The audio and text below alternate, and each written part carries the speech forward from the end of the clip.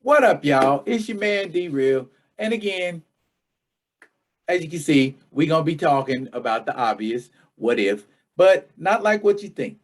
This is going to be about some of my favorite what if stories from the comics. Be real with D Real.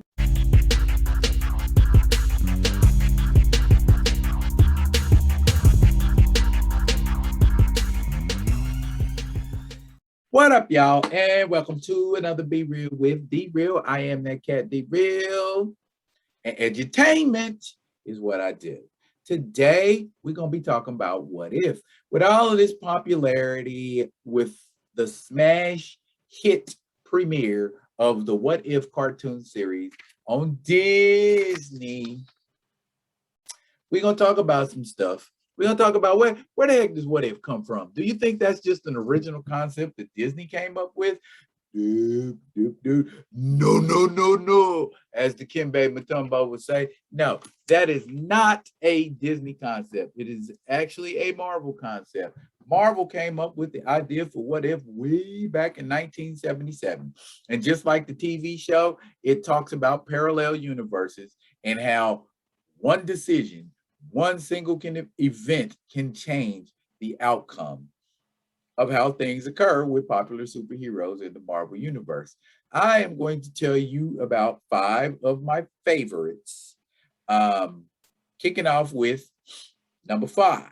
Number 5 is what if Jane Foster had found the hammer of Thor?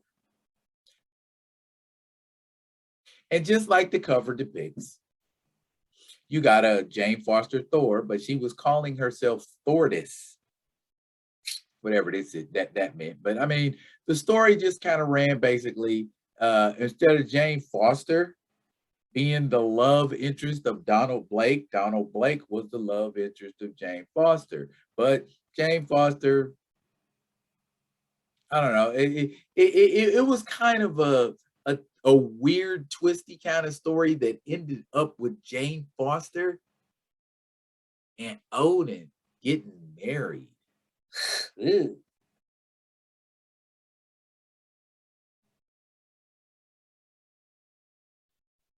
Let's move on to number 4.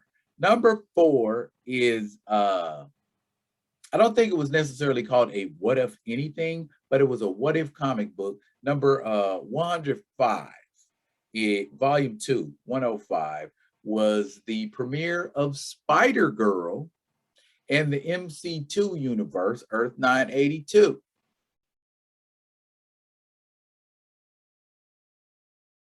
We find that Peter Parker and Mary Jane, they have married and settled down and had a child. And that child, of course, May, aka Mayday Parker, finds out that she has inherited the spider powers of her daddy and goes on to become Spider-Girl.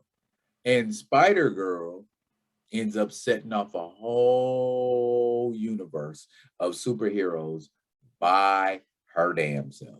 And MC2 is a universe we love and enjoy to this very day. Mayday, Spider-Girl. What else can I say?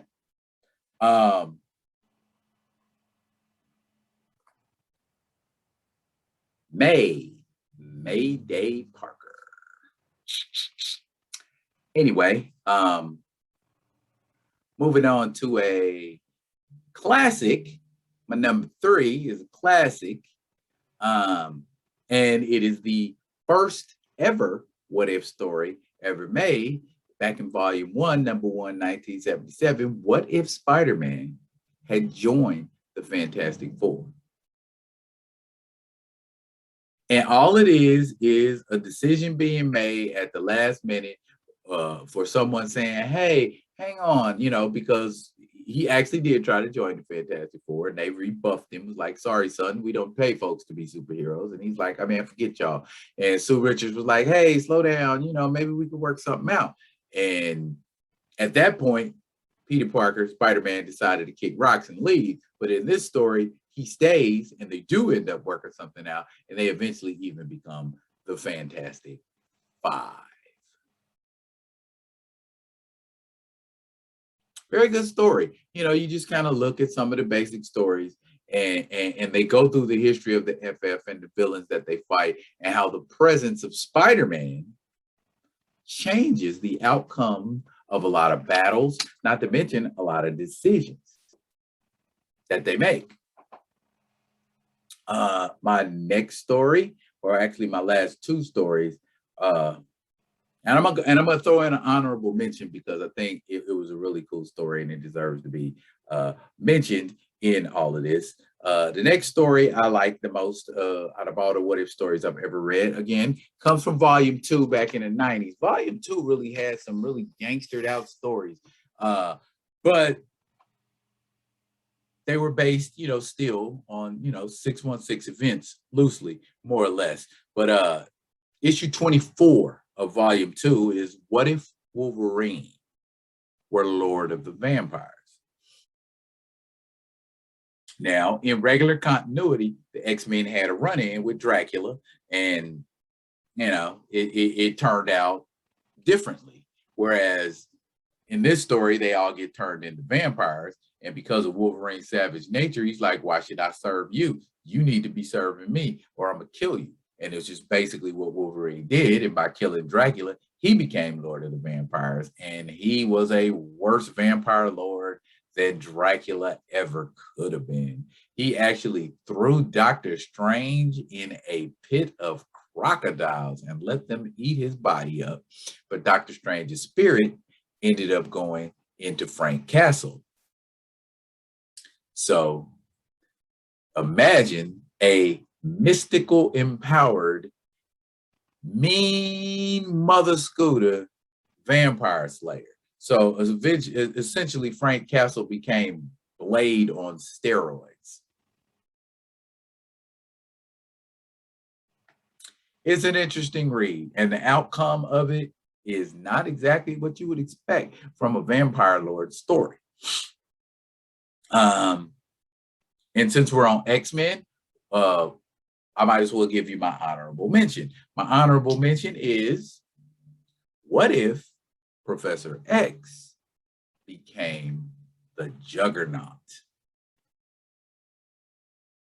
That's What If Volume 2, number 13, back in 1990. Professor X is already a beast and a half on the mental tip. You're going to give him the powers of Cyttorak on top of that? Eventually, or essentially is the word I'm looking for. Professor X becomes Magneto, more or less, but not not so much in an aggressive way as in a you can't beat me, so join me sort of way. It's an interesting read. I'm not going to tell you how it turns out. Suffice to say, again, because it's what if, it's one of them stories you ain't expecting. My favorite what if story of all time comes from volume 1, once again, number 32. What if the Avengers had become pawns of Korvac? Just to give you some kind of reference, Korvac is an all-powerful cosmic entity who came to Earth and mopped the combined might of the Avengers, many Avengers past and present, and the Guardians of the Galaxy. Murdered them all, but because his lady he loved didn't live, or she didn't give him the indication that she wanted to live at a crucial moment when the Avengers hit him as hard as they could, he gave up his life and resurrected all of the Avengers that he had killed. But in this what if story, she looks at him and she gives him this look like, I got your back, baby. You can do it. and he ends up decimating all the Avengers, and he resurrects them in this story, but he resurrects them to be used as his pawn. He uses them to do everything from take over the earth, to keep a lookout on who might be coming to cause problems, to going out and being proactive and decimating, people like, the holders of the Infinity Stones, like the Stranger, the In-Betweener, even Galactus. Ultimately, the powers of the universe come against Korvac, and the way he deals with it, again, not at all what you're expecting. And that's what I love most about What If stories. They are not at all what you expect. Some of them end happily, some of them end tragically, some of them end like, that was so totally unexpected and unnecessary. But it's dope because you get to see characters behave in ways that they don't behave in normal comic continuity. And that, I think, is the allure and the appeal of what If is. Y'all enjoy this video. Go read some comics and check out a What If story and tell me if you like it. Or you can watch What If on Disney Plus, premiering on Wednesday evenings. They have quite a few in store, and some of them are interesting to say the least. I like that they did a What If with the Black Panther in it, because I don't remember in either volume of What If it ever being a Black Panther What If story. Shame on you, Marvel. This has been Be Real with D Real. I will be back with another one. And until then, y'all be good.